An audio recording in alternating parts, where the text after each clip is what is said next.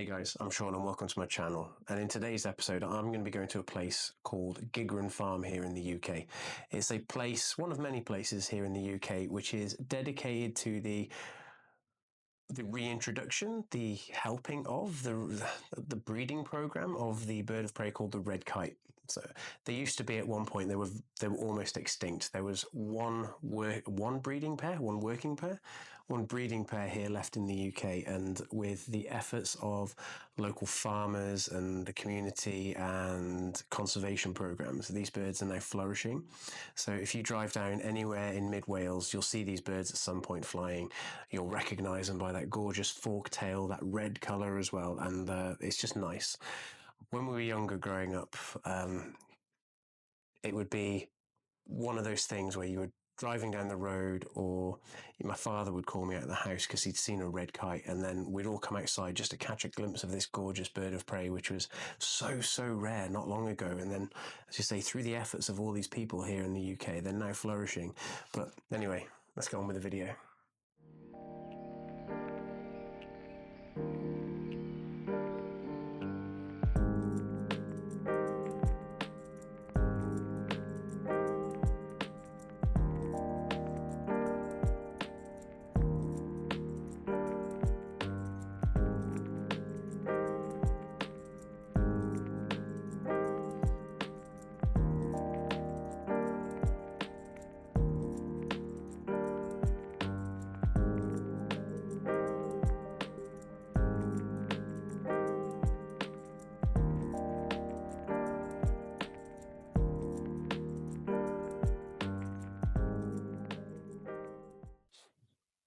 So I've just got to Gigrin Farm now, and it's absolutely dead. I think there's like 6 other people here.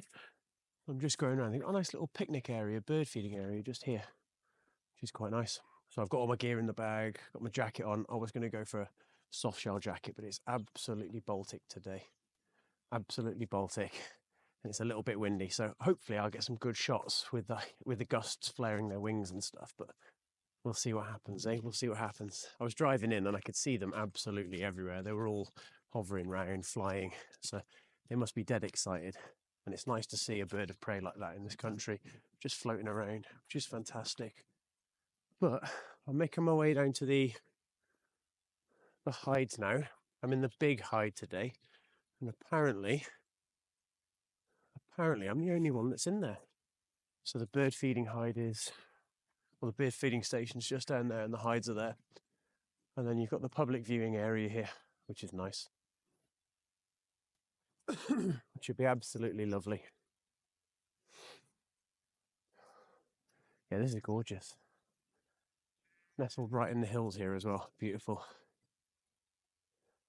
Yeah, so it's just me in there. So hopefully I'll get some really good photos. I can set both cameras up. And we're off to go.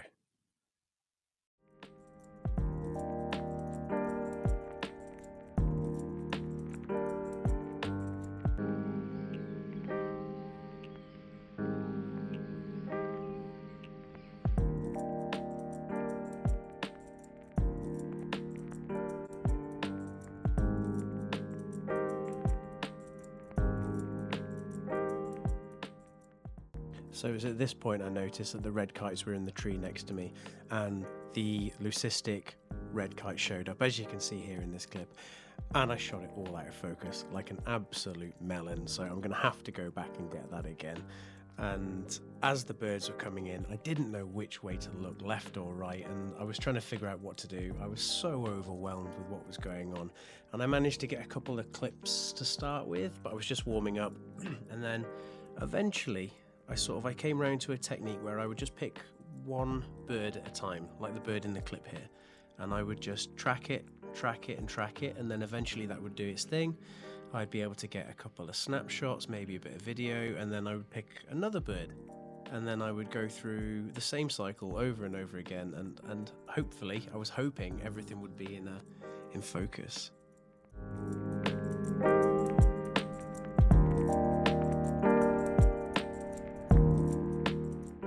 I just track the birds one at a time, and like this bird in this clip here, for example, there'd be a point where they would just tuck their wings in, like now, and then dive. and then they were just so quick, and I was having to be, even with a video head, every movement, because it was at 600mm, was just so jittery, and I've had to stabilize all the image to get in there, but they were so fast and so agile, and I just didn't know which way to look. There were so many birds, I can't tell you how many there were there. And at this point, my fingers were absolutely freezing. I didn't bring any gloves with me, no heat pads or anything daft like that. It was so cold, it was windy, it was rainy. The hide itself in the big tower was open, and I was just freezing cold. But I cracked on. I managed to get some nice photos and some nice videos. All the different birds had different markings on them as they were flying around, so I'm sure you could be able to recognize them if you work with them closely.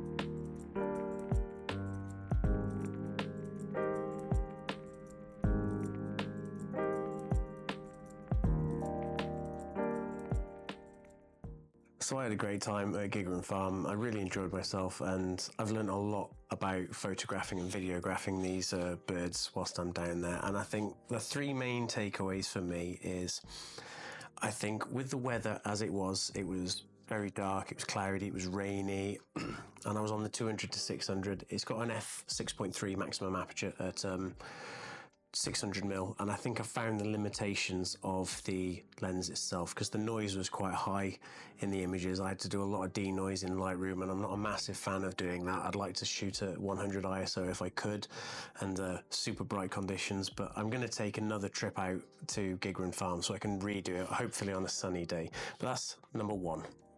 And number two, I arrived far too early. Like, I was there at 12 o'clock, I shouldn't have been. The feeding time was 3 o'clock.